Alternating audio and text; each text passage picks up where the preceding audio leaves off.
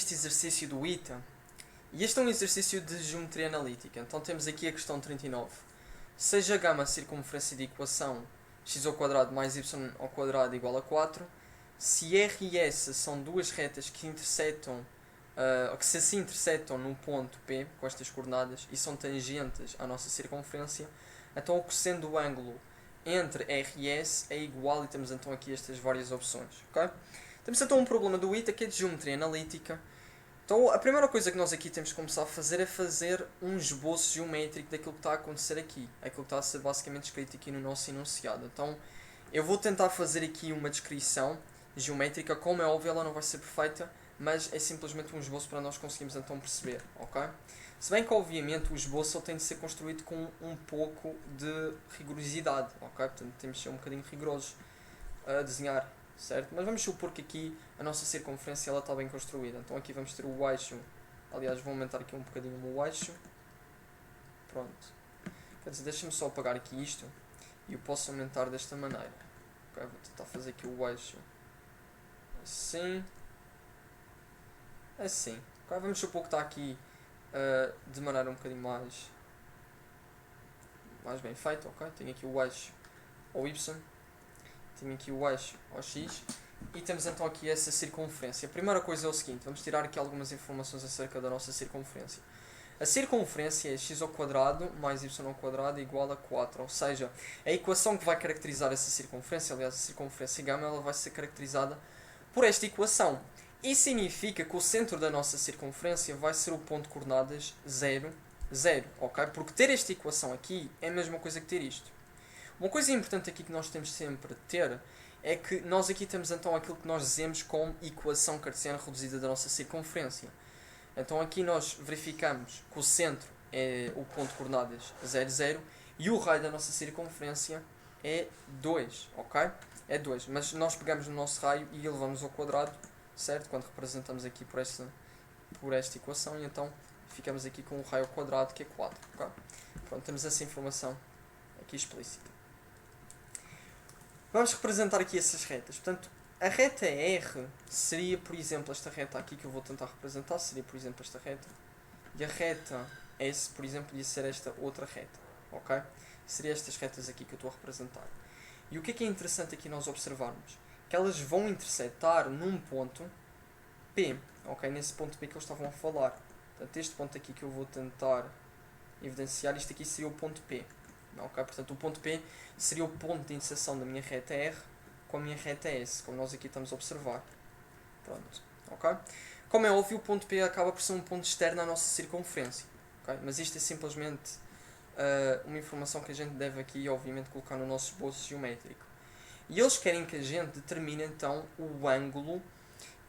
Primeiramente, nós temos de averiguar, então, o que eles querem que nós averiguamos é o cosseno desse ângulo.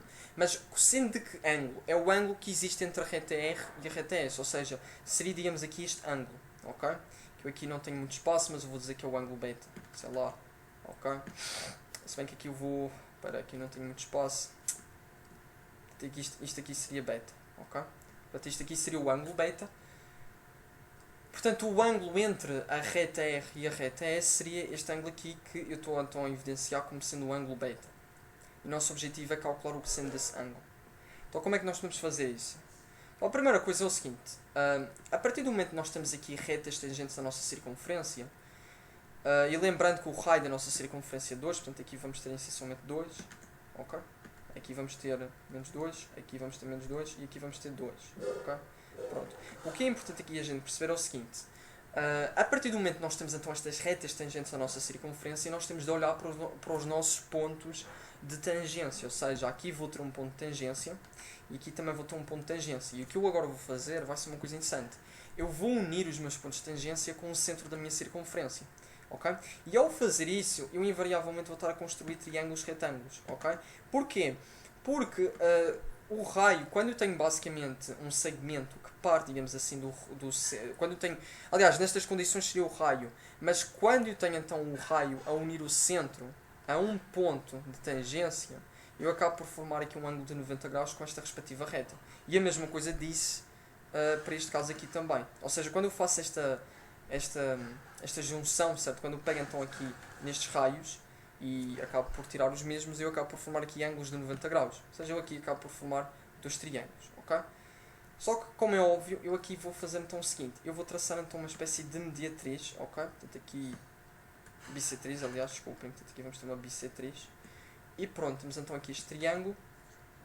Temos aqui este outro triângulo. E o que é interessante é que, a partir do momento que eu traço então esta bissetriz, este ângulo beta ele vai ser dividido em dois ângulos congruentes, que eu posso designar, sei lá, por alfa, ok? Portanto, aqui vou ter um ângulo alfa e aqui também vou ter um ângulo alfa. Aqui tenho, obviamente, um ângulo de 90 graus, vou colocar aqui, tenho um ângulo de 90 graus. Aqui tenho um ângulo também de 90 graus. E, atenção, isto aqui é um triângulo, este é outro triângulo, se bem que aqui não dá para verificar muito bem aqui no esboço geométrico, mas é simplesmente para nós termos aqui uma noção daquilo que nós temos. Eu sei que a medida deste lado aqui vai ser 2, a medida deste lado é 2, porquê? Porque isto é o raio da nossa circunferência. Então a medida aqui deste lado do meu triângulo vai ser 2.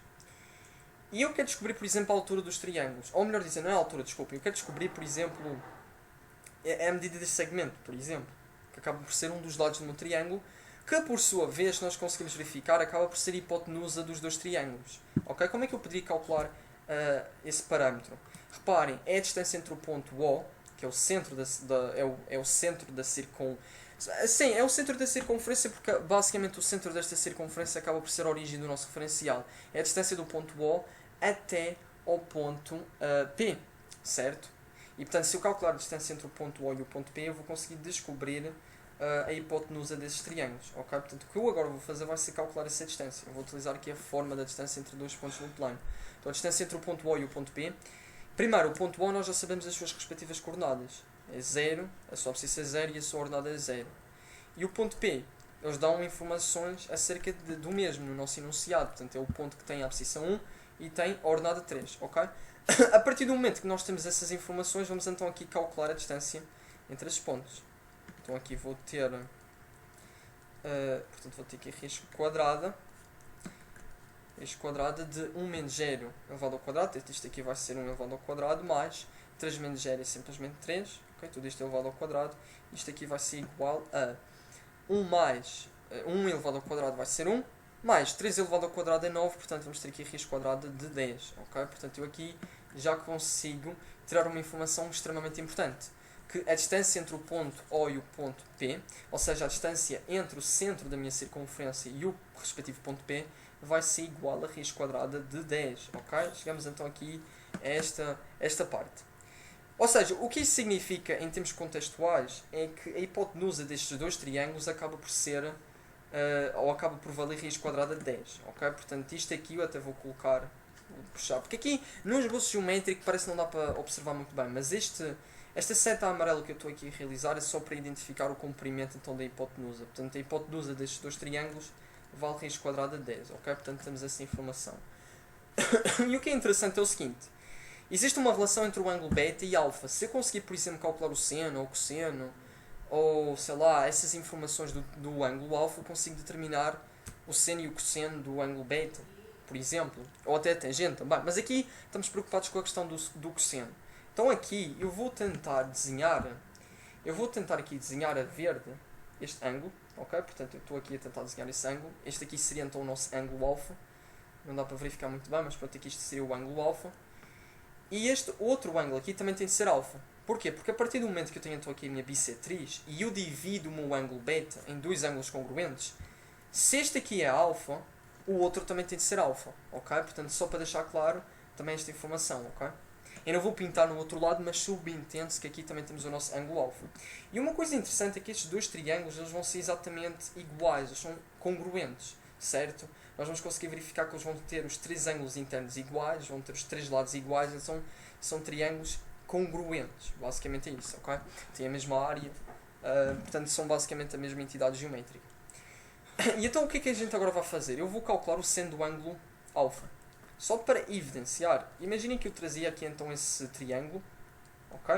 Vamos supor que eu tenho então aquele triângulo retângulo, tenho aqui o meu ângulo alfa, eu sei que este lado vale raiz quadrada, desculpem, seria 2, a hipotenusa do meu triângulo seria raiz quadrada de 10. Se eu quiser calcular o seno de alfa, E porquê que eu estou a calcular o seno de alfa? Eu já vou explicar o porquê.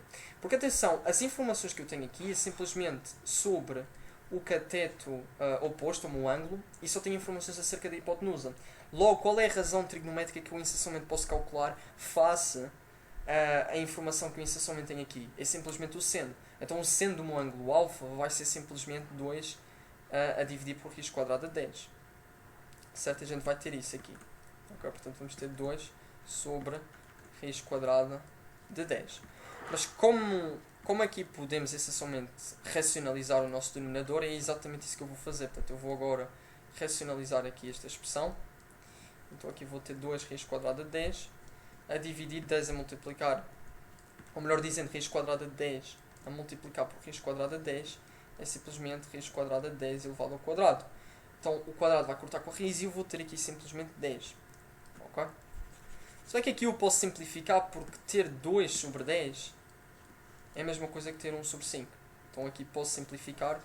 E o que eu vou conseguir aqui verificar é o seguinte, que a expressão que eu vou obter aqui, por consequência, vai ser esta. 1 sobre, ou seja, vai ser raiz quadrada de 10 sobre 5. Okay? Portanto, o seno do ângulo alfa vai ser raiz quadrada de 10 sobre 5. É isso que nós conseguimos então aqui verificar. Pronto, com essa informação o que é que a gente pode fazer? Como eu estou aqui preocupado em encontrar então o cosseno e não o seno, nós conhecemos aquela forma fundamental da trigonometria, certo? Se eu tenho seno ao quadrado de um ângulo alfa mais o cosseno ao quadrado de um ângulo alfa, eu sei que o resultado tem de ser 1. A ideia aqui é o seguinte, se eu tenho informações acerca de um seno do ângulo, eu consigo calcular ou determinar o cosseno desse ângulo, certo? Porque eu tenho aqui uma equação que envolve essas entidades. Então o que eu agora vou fazer é determinar o cosseno do ângulo alfa. E tendo informações acerca do seno, eu consigo fazer isso, ok? Portanto, vou pegar agora portanto, o valor do seno do ângulo alfa vai ser o quê? Vai ser raiz quadrada de 10 sobre 5. Então vou pegar a raiz quadrada de 10 sobre 5 e vou elevar ao quadrado. Depois vou ter aqui mais cosseno ao quadrado de alfa igual a 1. Ok? Portanto, aqui vou ter raiz quadrada de 10 elevado ao quadrado vai ser simplesmente 10. Depois aqui vou ter 5 elevado ao quadrado, que é 25. Mais cosseno ao quadrado de alfa igual a 1.